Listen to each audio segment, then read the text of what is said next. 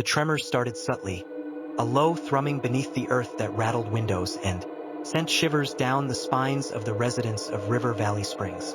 Old Man Hemmings, a fixture in the town square with his weathered face and tales of forgotten lore, claimed it was the earth groaning, waking from a slumber millennia old.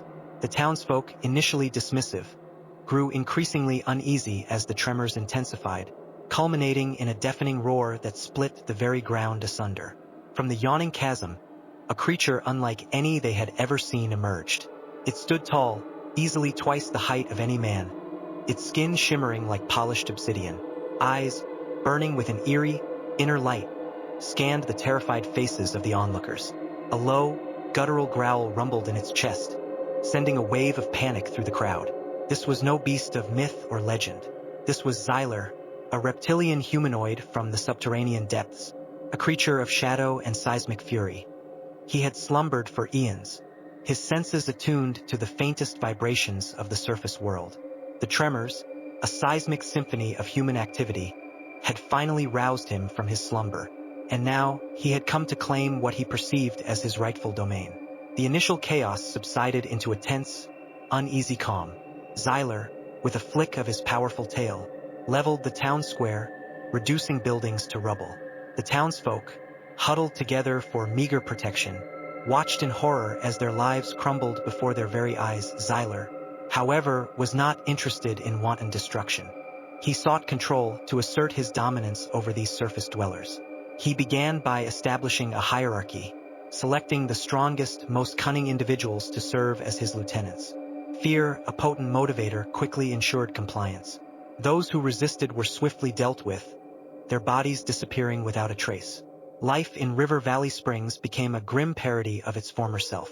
The townsfolk, now slaves to their reptilian overlord, toiled tirelessly in the mines, extracting precious minerals that fueled Xyler's subterranean empire.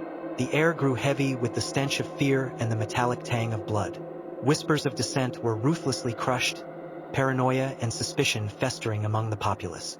Dr. Emily Carter, the town's lone physician, watched the transformation of her beloved community with a growing sense of despair. She had witnessed the initial chaos, the raw terror in the eyes of her patients. Now, she saw the slow erosion of their humanity, the flickering embers of hope being extinguished one by one. Emily, however, was not one to succumb to despair. She remembered the stories of Old Man Hemmings, tales of ancient prophecies and hidden strengths. Perhaps, she thought, there was a way to resist, a way to break the shackles of Xyler's tyranny. She began her search for allies, seeking out those who still clung to the remnants of their humanity. There was Silas, the blacksmith, his muscles hardened by years of honest labor, his spirit unbroken by Xyler's rule.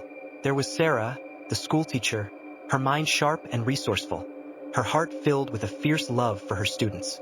Together, they formed a fragile resistance, a flicker of defiance in the suffocating grip of Xyler's rule.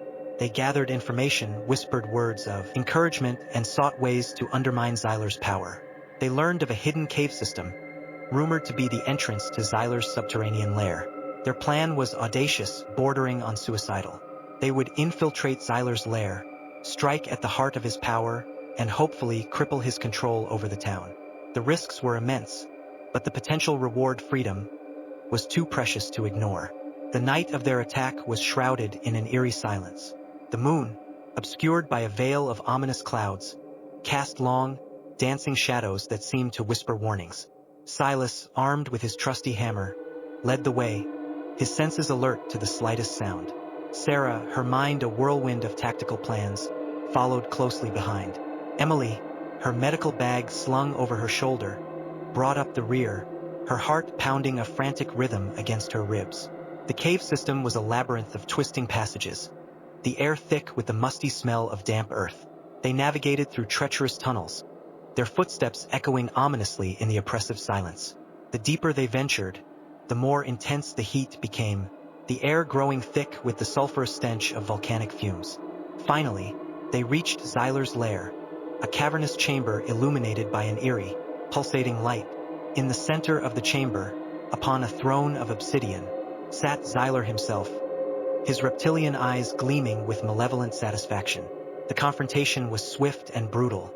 Silas, with a roar of defiance, charged towards Xyler, his hammer raised high.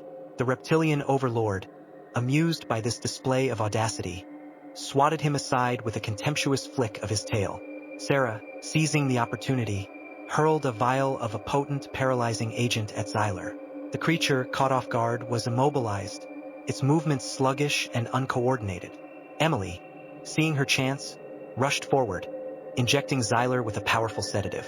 The creature, its body now limp and unresponsive, slumped from its obsidian throne, the eerie light that illuminated the chamber flickering and dying.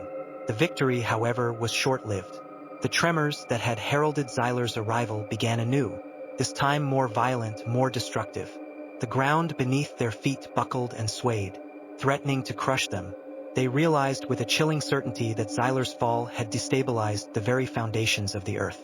As the cave began to collapse, they were forced to flee, scrambling through the chaotic tunnels, the weight of the earth pressing down upon them.